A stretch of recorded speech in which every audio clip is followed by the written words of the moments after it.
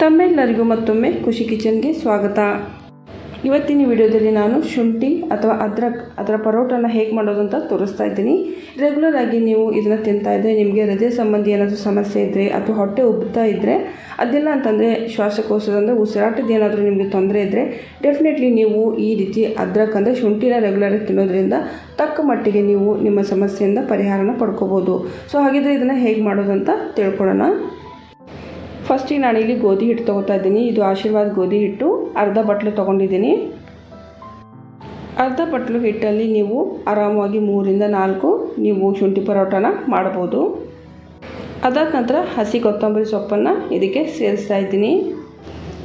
ಇದಾದ ನಂತರ 1 table spoon ಶುಂಠಿ ಅಂದರೆ ಅದ್ರಕನ್ನು ಚೆನ್ನಾಗಿ ಕುಟ್ಟಿಟ್ಕೊಂಡಿರೋದನ್ನು ಇಲ್ಲಿ ಸೇರಿಸ್ತಾ ಇದ್ದೀನಿ. ನೀವು ಬೇಕು ಅಂದರೆ ಪೇಸ್ಟ್ ಇದ್ದರೆ ಅದನ್ನು ಕೂಡ ಇಲ್ಲಿ ಸೇರಿಸ್ಬೋದು. ನಂತರ ಅಮೂಲ್ ಬೆಣ್ಣೆ 2 ಟೇಬಲ್ ಸ್ಪೂನ್ ನಾನಿಲ್ಲಿ ಮೊದಲೇ ಕರಗಿಸಿಟ್ಕೊಂಡಿದ್ದೆ, ಅದನ್ನ ಇಲ್ಲಿ ಸೇರಿಸ್ತಾ ಇದ್ದೀನಿ. ನಿಮ್ಮ ಮನೇಲಿ ಯಾವ ಬೇರೆ ಬೆಣ್ಣೆ ಇದ್ದರೆ ಅದನ್ನ ಇಲ್ಲಿ ಬಳಸ್ಬೋದು. ಅದಾದ ನಂತರ ರುಚಿ ತಕ್ಕಷ್ಟು ಉಪ್ಪು ಹಾಕಿದರೆ ಆಯಿತು.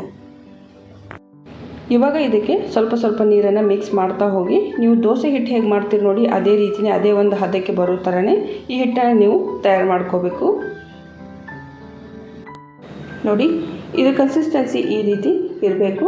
ಸೊ ಇವಾಗ ನಾವು ಇದನ್ನು ನಾನ್ ಸ್ಟಿಕ್ ತವಾದಲ್ಲೇ ಮಾಡಬೇಕು. ಸೊ ನಾನ್ ಸ್ಟಿಕ್ ತವಾನೇ ಇದನ್ನು ಮಾಡೋದಕ್ಕೆ ಬಳಸಿ. ಇಲ್ಲ ಅಂತಂದರೆ ನಿಮ್ಮ ಶುಂಠಿ ಪರೋಟ ಚೆನ್ನಾಗಿ ಬರೋದಿಲ್ಲ. ನಾನಿಲ್ಲಿ ನಾನ್ ಸ್ಟಿಕ್ ತವಾಗೆ ಫಸ್ಟಿಗೆ ಬೆಣ್ಣೆ ಸವರಿ ಇಟ್ಟಿದ್ದೀನಿ. ತವ ಚೆನ್ನಾಗಿ ಬಿಸಿ ಆದಮೇಲೆ ಈ ರೀತಿ ಸೆಟ್ ದೋಸೆ ಏನು ನಾವು ಹಾಕ್ತೀವಲ್ವ ಅದೇ ರೀತಿಯೇ ನೀವು ಸ್ವಲ್ಪನೇ ಈ ರೀತಿ ರೌಂಡ್ ಶೇಪಲ್ಲಿ ಹಾಕ್ತಾ ಹೋದರೆ ಆಯಿತು. ಸ್ವಲ್ಪ ತಿಳುವಾಗಿನೇ ಹಾಕಿ, ತುಂಬ ದಪ್ಪವಾಗಿ ಹಾಕಬೇಡಿ. ಯಾಕಂದರೆ ಚೆನ್ನಾಗಿದ್ದು ಹೊರಗೂ ಚೆನ್ನಾಗಿದ್ದು ಬೇಯೋದಿಲ್ಲ. ಸೊ ಅದಕ್ಕೋಸ್ಕರ ಎಷ್ಟು ತೆಳುವಾಗಿ ಹಾಕ್ತೀರ ಅಷ್ಟೇ ಚೆನ್ನಾಗಿ ಬೇಯುತ್ತೆ. ನೋಡಿದ್ರಲ್ವ, ಅತಿ ಬೇಗನೆ ಆಗುವಂಥದ್ದು, ಅತಿ ತುಂಬ ಈಸಿ ಇದೆ. ಮತ್ತು ಮಾರ್ನಿಂಗ್ ಬ್ರೇಕ್ಫಾಸ್ಟ್ ಕೂಡ ನೀವು ಈ ರೀತಿ ಫಟಾಫಟ್ಟಾಗಿ ಮಾಡಿಕೊಡ್ಬೋದು. ಈ ರೀತಿ ಶುಂಠಿ ಬಳಸೋದ್ರಿಂದ ಪರೋಟದಲ್ಲಿ ಬಿಲ್ಕುಲ್ ಗೊತ್ತಾಗೋದಿಲ್ಲ ನೀವು ಶುಂಠಿ ಬಳಸಿದ್ದೀರಿ ಅಂತ ಹೇಳಿ. ಇದರಿಂದ ಮಕ್ಕಳು ಕೂಡ ಇದನ್ನು ತಿಂತಾರೆ. ಮತ್ತು ಚಿಕ್ಕವರಿಂದ ಹಿಡಿದು ದೊಡ್ಡವ್ರವರೆಗೂ ನೀವು ಇದನ್ನು ಮನೇಲಿ ಮಾಡಿಕೊಟ್ರೆ ಇಮ್ಯುನಿಟಿ ಕೂಡ ಬೂಸ್ಟ್ ಆಗೋದು ಚಾನ್ಸಸ್ ಜಾಸ್ತಿ ಆಗುತ್ತೆ ಅಂತ ಹೇಳ್ತಾರೆ ಡಾಕ್ಟರ್. ಇದಕ್ಕೆ ಅಂದರೆ ಶುಂಠಿನ ಬಳಸಿ ಅಂತ ಹೇಳ್ತಾರೆ.